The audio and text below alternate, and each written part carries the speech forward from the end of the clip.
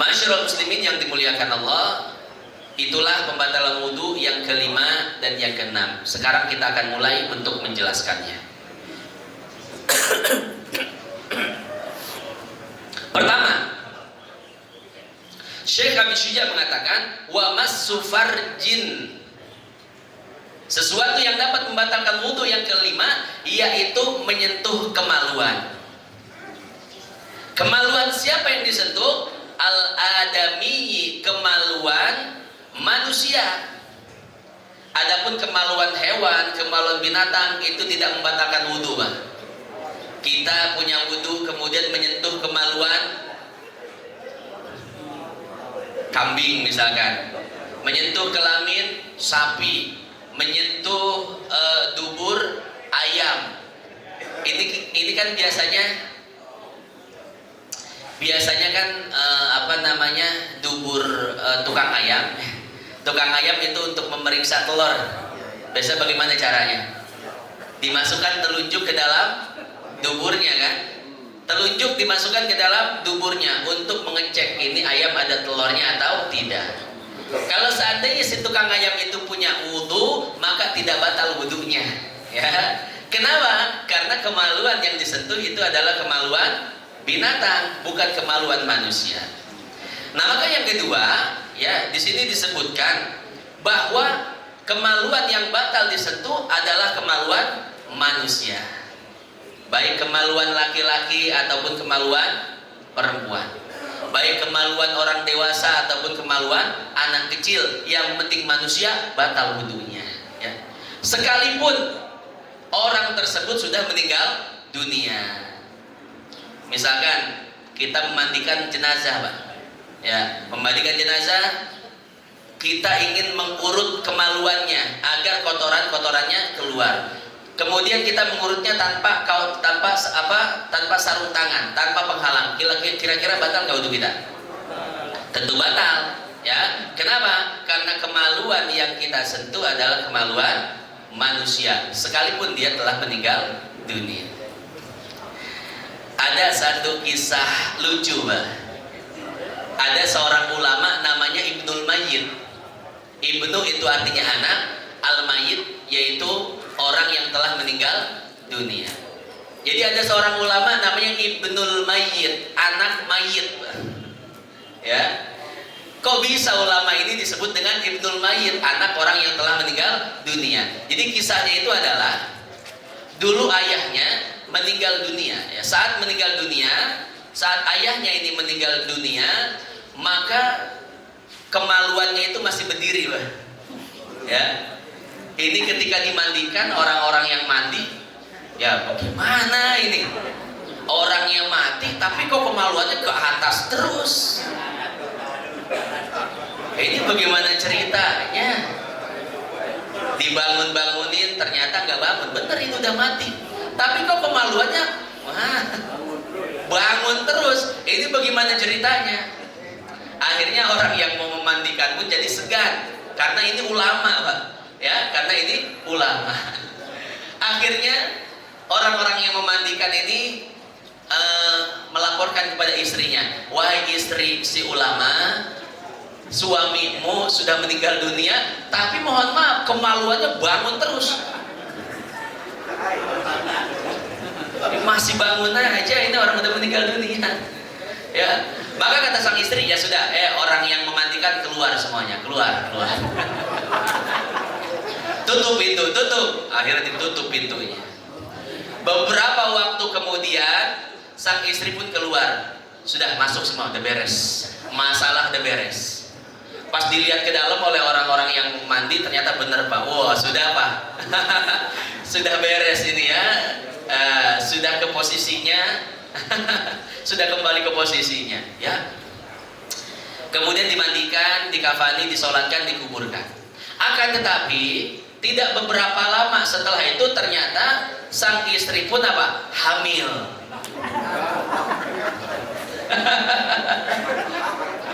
Ternyata apa yang terjadi? Ternyata tadi itu sang istri apa? Menyelesaikan urusan yang ketika itu belum selesai.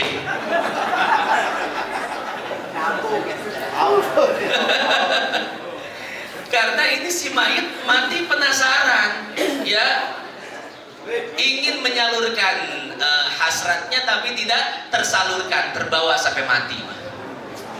Ya, kemudian ternyata hamil dan melahirkan. Ternyata ketika lahir ini anak Pak jadi anak yang soleh.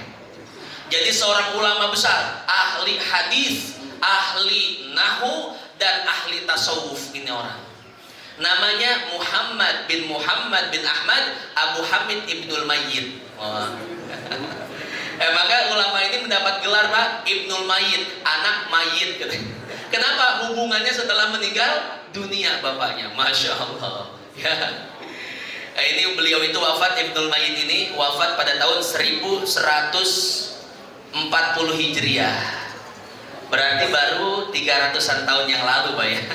Ini Masya Allah ya. Maka ibu, kalau suaminya malam-malam lagi pengen, jangan ditinggal tidur. Takutnya suaminya itu malam itu meninggal. Nanti meninggal penasaran. Meninggal tapi ininya masih berdiri. Masya Allah ya. Ini buat perempuan hati-hati, jangan sampai menolak permintaan suami tersebut. Ya, karena kalau sampai menolak ajakan suami, maka perempuan akan mendapatkan dosa besar, mendapatkan laknat dari malaikat dan laknat dari Allah. Hadis riwayat Bukhari dan Muslim. Apa kata Nabi? Idza da'ar rajulum ra'atahu ila firashi. Kalau suami mengajak hubungan badan kepada istrinya, fa'abat, kemudian istrinya menolak tanpa udzur, tanpa alasan. Dia sakit tapi dia menolak. Dia tidak sibuk tapi dia menolak. Ya. Fabata ghadbanan 'alaiha. Sehingga si suami itu bermalam, tidur malam, melewati malam-malam tersebut dalam keadaan marah pada istrinya. Suami tidur dengan membawa marah kepada istrinya. Ya. Apa kata Allah? Apa kata Rasulullah? La'anat hal malaikatu hatta tusbih. Malaikat akan terus melaknat si perempuan tersebut sampai tiba waktu pagi. Dilaknat oleh malaikat, dicaci maki oleh malaikat. Sampai kapan? Sampai subuh. Makanya ibu, ya, ibu kalau menolak ajakan suami dosa besar, Bu. Ya.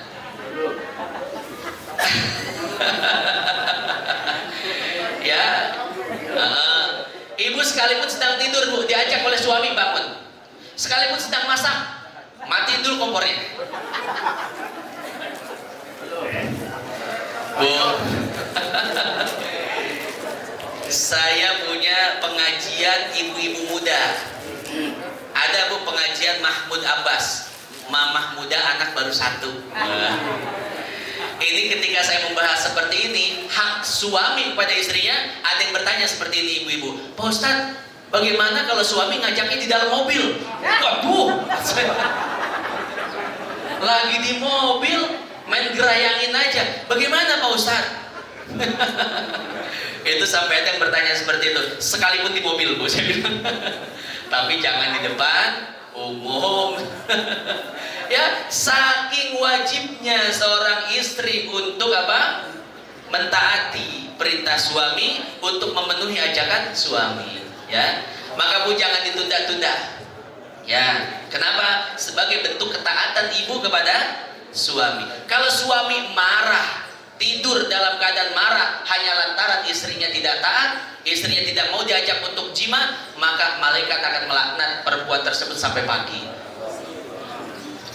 Makanya Bu, setiap mau tidur bilang sama suami, minta ridho suami.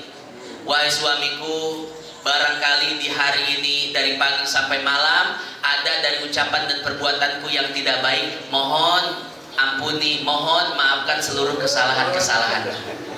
Kira-kira punya istri kayak gini indah gak Pak? Masya Allah. Tiap malam istri kita elus-elus dada kita sambil minta maaf. Ya, saya punya istri seperti itu Pak. Istri saya setiap saya sudah rebahan, dia usap-usap dada saya sambil melabuhkan kepalanya di dada saya. Sambil dia minta maaf. Ya, saya minta maaf kalau hari ini saya banyak salah. Ridho saya ya, ridhoin saya sebelum tidur. Saya cuekin aja. Tapi beberapa waktu kemudian saya tanya, kenapa engkau setiap malam seperti ini? Dia katakan, karena saya tidak ingin mati dalam keadaan engkau membenci saya. Saya ingin mati dalam keadaan kau ridho pada saya. Barangkali ini malam terakhir saya. Masya Allah.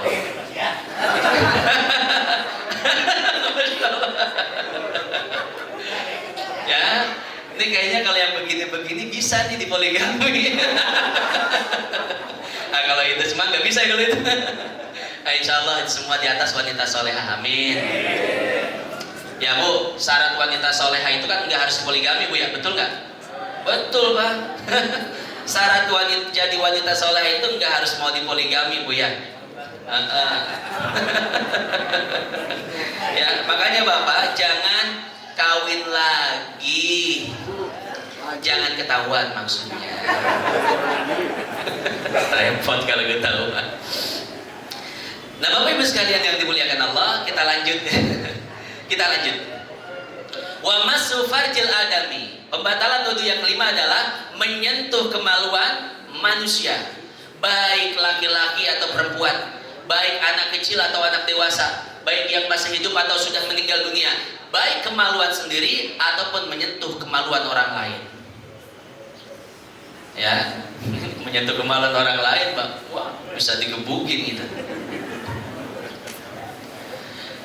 Wa masu farjil adami, menyentuh kemaluan manusia. Batasannya mana?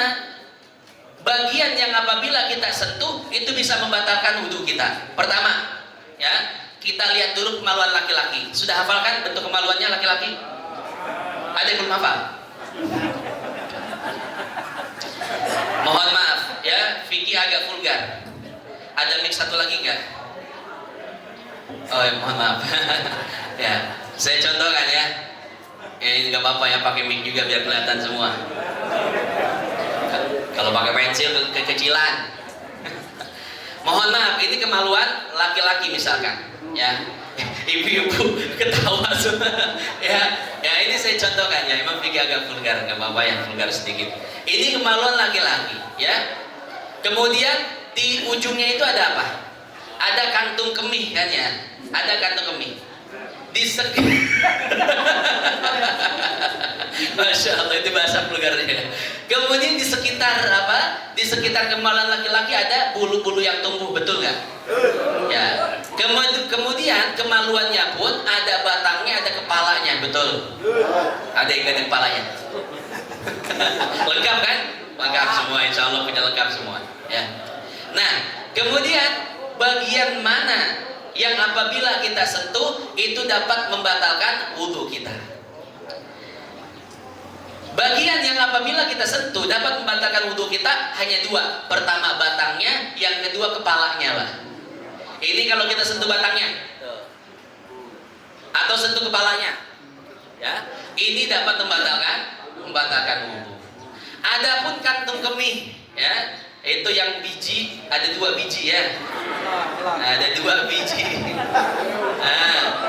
Nah, itu apabila kita sentuh itu tidak membatalkan wudhu. Ya. Ya, jadi dua biji atau kantung kemih itu kita sentuh, Pak. Itu tidak membatalkan wudhu kita. Ya. Kenapa? Karena yang membatalkan wudhu kita hanya batang dan kepalanya saja. Kemudian bagaimana menyentuh bulu-bulunya, bulu-bulu kemaluan? Bagaimana? Apakah membatalkan wudhu? Tidak juga. Ya, ada yang bulu kemaluannya panjang, setahun nggak dicukur-cukur. Masya Allah. Hadis riwayat Muslim, sunnah potong kuku, cukur kumis, kemudian cukur ketiak dan cukur bulu kemaluan 40 hari sekali. Ya. Jadi 40 hari sekali harus dicukur. Jangan sampai 3 tahun nggak dicukur-cukur. Ya, sampai ada kutunya nggak cukur-cukur. Masya Allah. Ya, itu sunnah Pak ya. Mencukur bulu kemaluan setiap 40 hari sekali. Ya, sunnah Nabi Sallallahu Alaihi Wasallam. Sampai mana ini kok kesini-sini? Sampai bulu ya. Bulu kemaluan mohon maaf apabila disentuh itu tidak membatalkan wudu. Ya. Jadi bagian kemaluan laki-laki yang apabila disentuh dapat membatalkan wudu hanya dua. Pertama batang, yang kedua kepala. Ya. Nah itu. Kemudian bagaimana kemaluan perempuan? Ini sebelum kita bahas ke gambar dulu nggak Pak? Ke gambar ya. Kecuali mungkin yang belum nikah jangan digambar-gambarin, jangan dibayang-bayangin. Intinya apa? Kata para ulama, bagian kemaluan wanita yang apabila disentuh dapat membatalkan wudu yaitu multaqos syafrain, mulut vagina. Mulut vagina tahu ya? Jadi apa namanya, sebelum lubangnya itu kan ada lingkarannya, itu namanya bibir, mohon maaf, bibir vagina. Ya, ini bibir kita menghadap ke kita kan bibir manusia itu kan horizontal ya, horizontal kiri kanan. Kalau perempuan itu vertikal ke atas ke bawah. Ya, nah bibirnya itu, bibir vagina apabila disentuh itu dapat membatalkan wudu kita. Adapun bulu-bulunya tidak. Kemudian yang di luar bibir vagina di sekitarnya itu pun tidak, pahanya tidak dan lain sebagainya. Ya. Nah itu bagian kemaluan yang apabila disentuh dapat membatalkan wudu. Dengan apa menyentuhnya? Bibatinil kaf, dengan telapak tangan dan jari-jari telapak tangan. Ya. Beda dengan punggung tangan. Kalau punggung tangan ya kita pakai sentuh, kita gunakan untuk menyentuh kemaluan, itu tidak batal wudu kita. Misalkan kita ingin memeriksa kemaluan kita, kemudian kita memeriksanya seperti ini, mohon maaf. Tuh. Bukan seperti ini, tapi seperti ini. Nah, ya, kadang seperti itu kan laki-laki ingin memeriksa. Ya, ini kok kayak ada yang keluar ya, kayak ada yang keluar, tapi ragu. Akhirnya dibuka dulu, kemudian diperiksa. Ternyata nggak ada yang keluar, ya, berarti wudunya tidak batal. Ya, kenapa tidak batal? Karena kita menyentuh kemaluannya dengan punggung tangan, tuh seperti ini. Ya, beda dengan menyentuh kemaluan dengan telapak tangan. Ya, kalau seperti itu batal wudu kita. Ya, ada pertanyaan buat bapak dan ibu sekalian yang dimuliakan Allah. Menyentuh kemaluan dengan telapak tangan batal, dengan punggung tangan tidak batal. Kemudian pertanyaannya, yang udah tahu diam. Pertanyaannya, bagaimana kalau kencing dengan cara seperti ini? Kira-kira batal nggak Bu? Hah? Kencing caranya kayak gini, dijepit, pakai tengah-tengah ya, nggak pakai punggung, nggak pakai telapak tangan, tapi dijepit dengan tengah-tengah. Kira-kira menyentuh kemaluan dengan tengah-tengah jari kita batal atau tidak? Kencing seperti ini batal? Kenapa? Orang kencing pasti batal. Yang udah tahu jawabannya.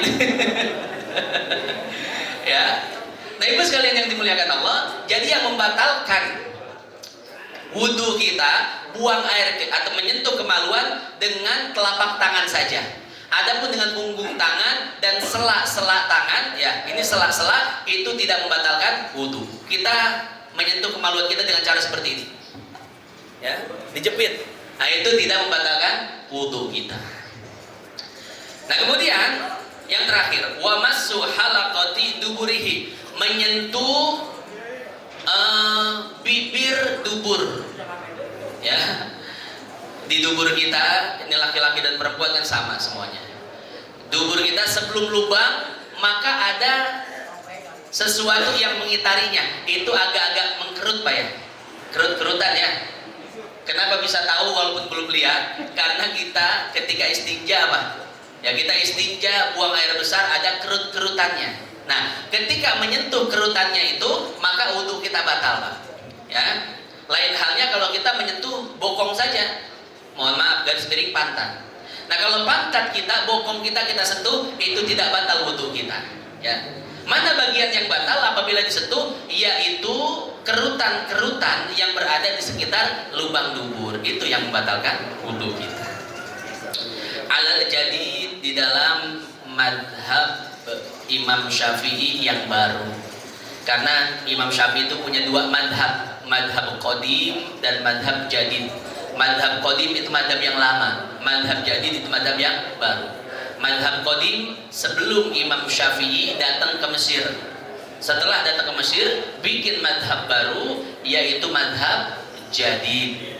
Ya, ini madhab Syafi'i itu unik. Ini kalau kita lihat ke madhab Imam Abu Hanifah, Imam Malik dan Imam Ahmad, pasti kita akan sering mendengar qala Abu Hanifah, kata Abu Hanifah, qala Malik, kata Malik, qala Ahmad, kata Ahmad. Di dalam madhab Syafi'i jarang sekali kita dengar qala Syafi'i, kata Syafi'i, enggak. Di dalam madhab Syafi'i itu kalau tidak kata Nawawi, kata Rafi'i. Kalau tidak kata Ibnu Hajar, maka kata Imam Romli. Jarang sekali di dalam madhab Syafi'i itu merujuk langsung kepada Imam Syafi'i. Kenapa? Karena memang aturannya seperti itu. Di madhab Syafi'i ada qaul qadim, ada qaul jadid. Kemudian banyak fatwa-fatwa Imam Syafi'i yang kadang antara satu dengan yang lain kontradiksi, Pak. Di sini ngomong boleh, di sini ngomong haram. Bagaimana kita ingin mengetahui madhab Syafi'i yang sesungguhnya? Lewat Imam Nawawi dan Imam Rafi'i. Seluruh pendapat Imam Syafi'i, baik dari fatwa-fatwa, baik dari kitab-kitab, itu direduksi dan direvisi oleh Imam Nawawi dan Imam Rafi'i. Ya, maka keduanya ini mujtahid fatwa di dalam madhab Syafi'i. Kemudian fatwa-fatwa Imam Rafi'i dan fatwa-fatwa Imam Nawawi direduksi lagi, difilter lagi oleh siapa? Imam Ibnu Hajar Al-Haytami dan Imam Ar-Romli. Makanya kalau ada orang menukil madhab Imam Syafi'i langsung ke Syafi'i, berarti ini orang nggak paham madhab Syafi'i, belum pernah belajar madhab Syafi'i. Kalau belajar madhab Syafi'i, pasti yang dinukil adalah Nawawi, Rafi'i, kemudian Ibnu Hajar Al-Haytami, kemudian Imam Romli beserta murid-muridnya. Kemudian di kitab-kitab Syafi'i itu banyak kodok-kodoknya, Pak. Ada kodoknya, ya. Misalkan haje, qala haje khilafan limimro. Ini orang kalau belum belajar mazhab Syafi'i nggak tahu ada istilah haje mimro ain shin. Haje itu Ibnu Hajar Al-Haytami, mimro Muhammad Ar-Romli, ain shin Ali Shibro Malisi. Belum lagi Al-Abadi, belum lagi misalkan qafnya, qalyubinya dan lain sebagainya, ya. Nah, di sini pendapat yang membatalkan itu atas qaul jadid. Kalau qadim nggak batal, tapi nggak kita bahas yang qadim, ya. Karena yang qadim itu tidak boleh dipakai kecuali 18 masalah saja. Itu pun sudah direduksi, dipilih oleh Al-Imam An-Nawawi. Ditarik madhab qadim 18 masalah, dijadikan madhab jadid. Kapan kita bahas? Insya Allah kalau ada waktu, ya. Ma'asyiral muslimin wal muslimat yang dimuliakan Allah, barangkali itu saja penjelasan dan materi kita pada kesempatan kali ini. Alhamdulillah pembatalan wudu sudah kita selesaikan, semuanya ada 6. Insya Allah pertemuan berikutnya kita akan membahas tentang perkara-perkara yang mewajibkan mandi. Mandi itu nggak wajib, Pak, nggak wajib. Maka nggak mandi seminggu Bapak Ibu nggak jadi masalah. Tapi ada beberapa hal di mana kita wajib mandi. Apa saja itu insya Allah akan kita jelaskan pada kesempatan berikutnya. Wallahu a'lam bishawab.